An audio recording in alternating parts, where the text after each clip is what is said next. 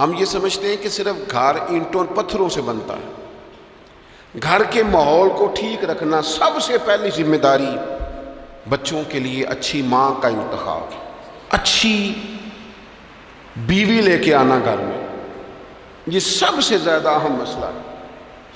نہ مانے ہم، لیکن بہرحال ڈھیر ساری جگہوں پہ دولت دیکھی جاتی ہے شادی سے پہلے۔ ماں باپ نے بڑی زیادتی کی، بڑا ظلم کیا، ناراض نہ ہونا، بڑا ظلم کیا۔ پیسے دیکھے، بچی اور بچے کا نکاح کر دیا۔ یہ اتنا بڑا زندگی میں آپ نے اپنی اولاد کے ساتھ ظلم کیا ہے کہ آپ تو سائیڈ پہ ہو جائیں گے، لیکن وہ بیچارہ ساری زندگی اس کو بھگتے گا۔ نبی پاک صلی اللہ تعالی علیہ وسلم نے الفاظ کو کھول کر، بات کو واضح کر کے بتایا تھا۔ ایک تو ہوتا ہے نا کہ آپ کو کسی تشریح میں جانا پڑے، حضور نے بالکل کھول کے فرمایا کہ عورتوں سے محض ان کی خوبصورتی کی وجہ سے شادی نہ کرنا، اس لیے کہ خوبصورتی ان کو ہلاکت میں ڈال دے گی، اور فرمایا محض ان کے مال کی وجہ سے شادی نہ کرنا، مال ان کو سرکش بنا دے گا۔ یا رسول اللہ صلی اللہ تعالی علیہ وسلم پھر کیا کرے؟ تو محبوب فرمانے لگے ان کی دینداری کی وجہ سے ان سے شادی کرنا۔ اور یہ ابن ماجہ میں لفظ موجود ہیں، اللہ کے محبوب علیہ الصلوۃ والسلام فرمانے لگے کان میں سوراخ والی کالے رنگ کی باندی اگر دیندار ہو تو تمہارے لیے بڑی بہتر ہے۔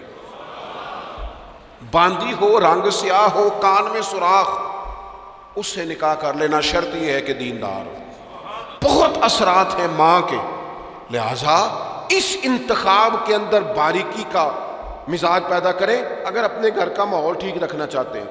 اور اگر ماحول ٹھیک نہیں ہے تو پھر آپ کروڑوں روپیہ لے آئیں، جس کے بچے ہی ناکام ہو گئے، اس کے پیسے کیا کریں گے؟ آپ بہت بڑا گھر بنا لیں، لیکن اگر بچے ہی ناکام ہو گئے تو آپ کی بڑی حویلی کیا کارنامہ سر انجام دے گی؟ اور اسی طرح کا معاملہ مرد کے ساتھ بھی ہے۔ نبی پاک علیہ الصلوۃ والسلام نے فرمایا جب تمہیں ایسے لوگ پیغام نکاح دیں جن کا دین اور اخلاق اچھا ہو تو پھر اپنی عورتوں کا نکاح ان سے کر دو۔ اگر ایسا نہیں کرو گے تو زمین میں فتنہ برپا ہوگا، فساد ہوگا۔ نیک مرد جب ملے تو پھر اس کے ساتھ نکاح کرو۔ صحیح بتانا، خالی نیک دے کے رشتہ دے دیا جاتا ہے؟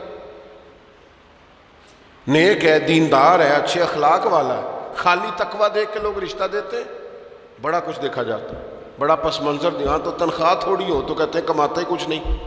اگر تو بہو آئے تو پھر تو اس کے نصیب کا رزق ہے، اور اگر بیٹی نے جانا ہو تو پھر اس کے نصیب کا رزق نہیں ہوتا۔ تو جن رشتوں کی بنیاد لالچ پر رکھی جاتی ہے وہاں گھر کا ماحول درست رکھنا ممکن نہیں رہتا۔ گھر کا ماحول اس وقت درست رہتا ہے جب تقویٰ کو، طہارت کو، پرہیزگاری کو، عمدہ اخلاق کو، عمدہ اطوار کو، اچھے نظریات، ستھرے مزاج، گھرداری کے ماحول کو جب پیش نظر رکھا جاتا ہے، پھر حالات کچھ اور طرح کے ہوتے ہیں۔